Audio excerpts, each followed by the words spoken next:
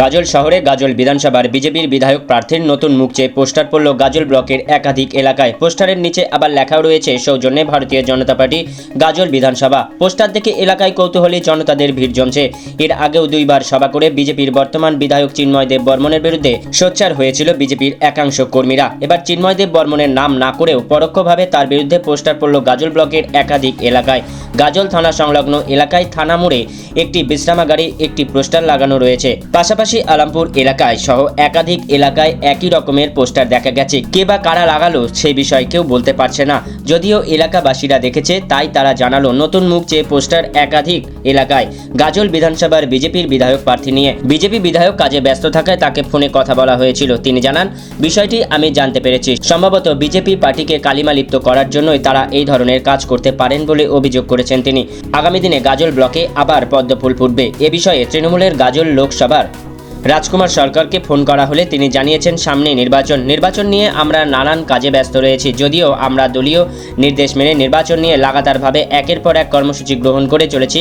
গাজল ব্লকের বিভিন্ন এলাকায় আমাদের নামে যা অভিযোগ দিচ্ছে তা সব ভিত্তিহীন। বিজেপি সংগঠনের মধ্যে দীর্ঘদিন ধরে গোষ্ঠী কন্দল লেগে রয়েছে। যদিও স্থানীয় গাজলের বাসিন্দা রামকুমার মণ্ডল ও আলামপুরের টোটন মণ্ডল তারা জানিয়েছেন, এলাকায় পোস্টার দেওয়া রয়েছে যাতে লেখা রয়েছে গাজল বিধানসভার বিজেপির বিধায়ক প্রার্থীর নতুন মুখ চাই। সকলকে আন্তরিকভাবে অনেক অনেক অভিনন্দন এবং শুভেচ্ছা জানাই।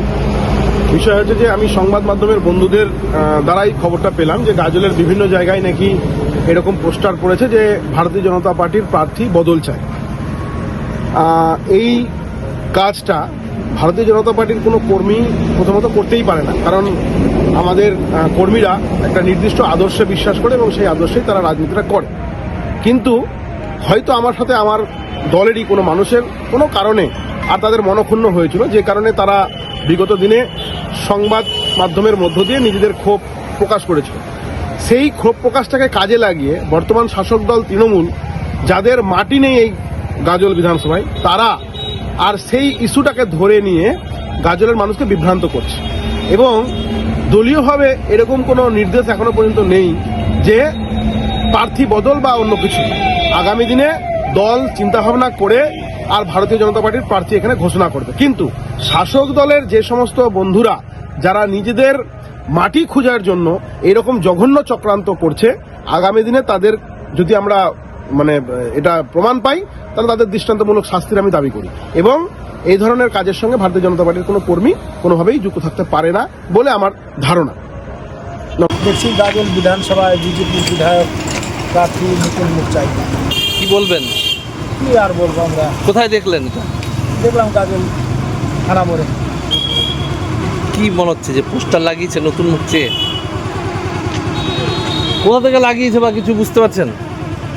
হ্যাঁ, কোথা থেকে লাগিয়েছে? সৌজন্যে এখান থেকে কারা লাগিয়েছে ঠিক না, এটা আমার দ্বারা বলা সম্ভব। কি লেখা আছে নিচে? সৌজন্যে ভারতীয় জনতা পার্টি গাজল বিধানসভা। কি দেখলেন আপনি? কোথায় দেখলেন এটা? এই জায়গাটার নাম কি? এই জায়গাটা এটা থানা মোড়। হ্যাঁ, বিশ্রামাগারের সামনে কি লাগানো আছে? একটা পোস্টার লাগানো আছে। কি লেখা তাতে?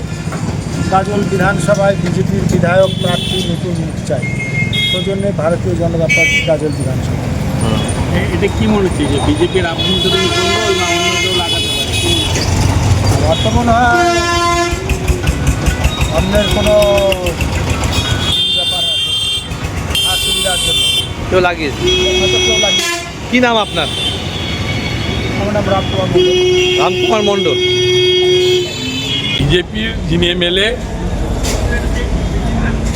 অল্প ভোটের ব্যবধানে কারণবশত গতবার আমাদের ভুলের কারণে জিতে গেছে। এমনিতে গাজলের মানুষ ওনার মুখই দেখতে চায়, সর্বস্তরের মানুষ। আরও পার্টির লোক তো আরও দেখতে চায় না, তাই নতুন মুখের খোঁজ করছে। আর বিশেষ করে নতুন মুখ এই কারণে খুঁজতে হবে যে এসআইআর নামে যেভাবে বিজেপিরা ওরা পশ্চিমবঙ্গের সাধারণ বাঙালিদেরকে মেরে ফেলার ঘৃণ্য চক্রান্ত করেছে, এই মুখগুলো মানুষ এখন ঘৃণা করছে বিজেপির নামে। তাই হয়তো ওদের পার্টির লোক লিখেছে। ওই ধরনের একটা এমএলএ যা আগামী দিনে আমাদের বিরুদ্ধে দাঁড়ালে 50,000 ভোটে আমরা হারাবো, এমনিতে তার পরিবর্তনের জন্য তৃণমূলকে লিখতে হবে, তৃণমূল কংগ্রেসে কিছু লিখতে হবে। হ্যাঁ, ফলে স্বাভাবিকভাবে এখানে আমাদের কোনো প্রশ্নে উঠে না, তাদের দলে যে অন্তর্গ্রহ আছে, তাদের মধ্যে যে লড়াইটা আছে, কে এমএলএ টিকিট নিবে, এই লড়াই থেকে নতুন মুখের নাম চেয়েছে। আর ওকেও পালাতে হবে, কারণ এসআরের নামে আগামী দিনে যদি ভোট মানুষের না উঠে ভোটে সাবজুডিস থেকে যায়, তাহলে বিজেপিকে খুঁজে খুঁজে মানুষ মারবে রাস্তাঘাটে সাধারণ মানুষের। আমি বিজেপির আভ্যন্তরীণ ব্যাপার আছে, সে ব্যাপারে আমরা ঢুকতে চাইছি না, কিন্তু এই প্রার্থী তারা কেন চাইছে না, কেন চাইছেন, সাধারণ মানুষ চাইছেন।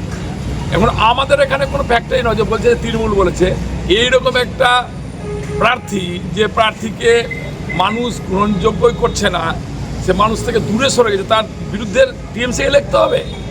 সেই জায়গায় প্রার্থী আছে, সে যোগ্যতা সে প্রার্থীর আছে, বলে তাদের দল কে লড়ালড়ি নিজেরাই করছে, অন্ত্রক্লহ অন্ত্রদ্বন্দ্ব, দলের মধ্যে ভাগাভাগি, ওদের দল লিখেছে, এখানে তৃণমূলের কোনো দায়িত্ব নেই এবং তৃণমূলের মধ্যে ঢুকবেও না। ঠিক এই তো এখানে পোস্টার টাঙানো আছে, ওটাই দেখছি। কি লেখা আছে? গাজলের বিধানসভায় নতুন প্রার্থীর মুখ দেখতে চাই, এটাই। হ্যাঁ, সবাই দেখছে, হ্যাঁ, সবাই দেখি। দেখছে। কোথায় কোথায় পড়েছে এটা? এটা এখানে একটা পড়েছে। কোথায় এটা? হ্যাঁ, আলমপুর স্ট্যান্ড থেকে একটু এগিয়ে। কি নাম আপনার? নতুন মন্ডল। এখানে বাড়ি? হ্যাঁ।